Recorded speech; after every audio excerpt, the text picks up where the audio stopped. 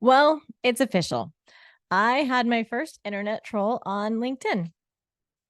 And I've decided to do an episode about it because I think that internet trolls for social media can sometimes be very similar to the reactions and attitudes that we as women in construction face on sometimes a daily basis. And so I wanted to relate it in a way that I could walk you through what happened and how I dealt with it and how it does relate to ways we can deal with the naysayers we encounter in our day-to-day interactions. So, for those not familiar with trolling, I'm going to start with a definition. Trolling is when someone posts or comments online to bait people, which means deliberately provoking an argument or an emotional reaction. And in some cases, they say things they don't even believe just to cause drama.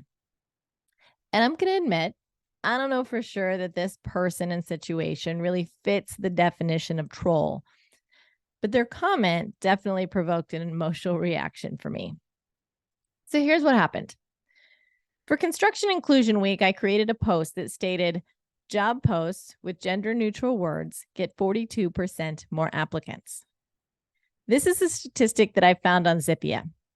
And as someone who's not only been an applicant, but also someone who's reviewed applications and someone who's received feedback on job postings that were sent out by companies I have worked with and for, I believe the statistic is true.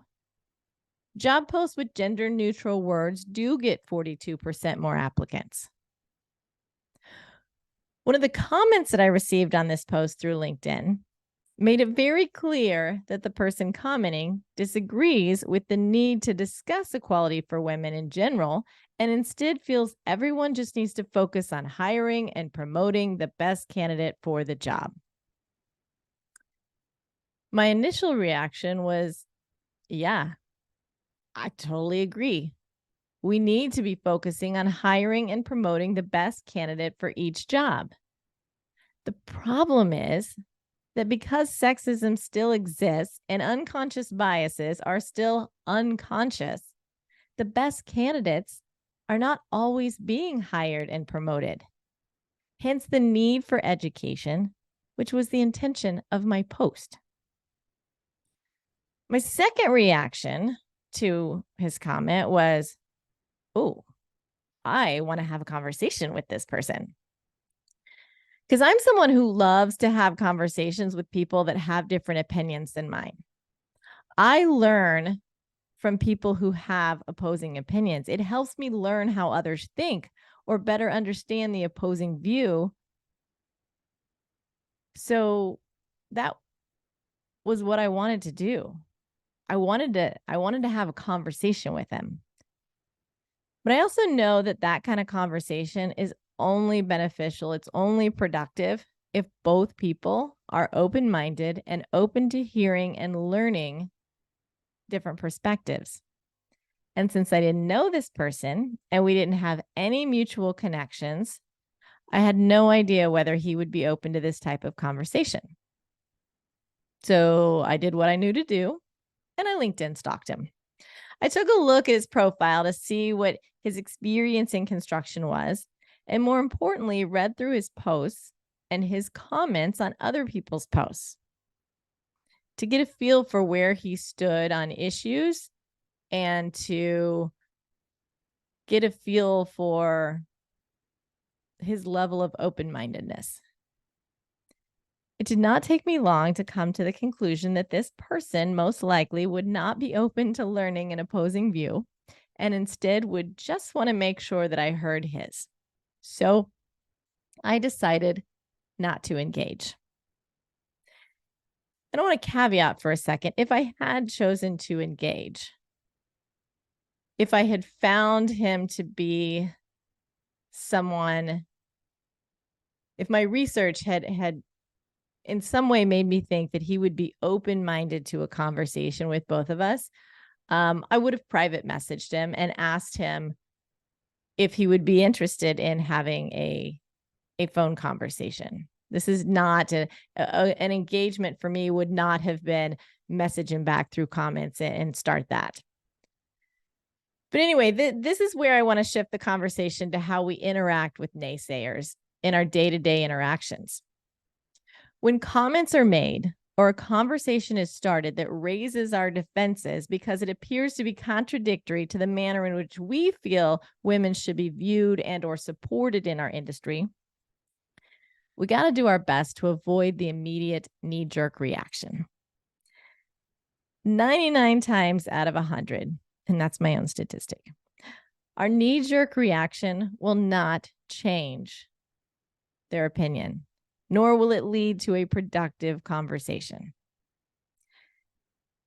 It's beneficial to take a deep breath, maybe even walk away if you need to. Many times in my career, when someone did or said something that raised my guard up, I've simply said to them, I need to walk away right now and process how to best respond. Once your defenses are back to normal, I recommend evaluating if this is a person that will be open to a two-way conversation. And you need to evaluate if you are in a headspace to have a two-way conversation on that topic. Because once again, the most successful conversations between people with opposing views are those conversations in which both parties are open to being educated on the opposing view.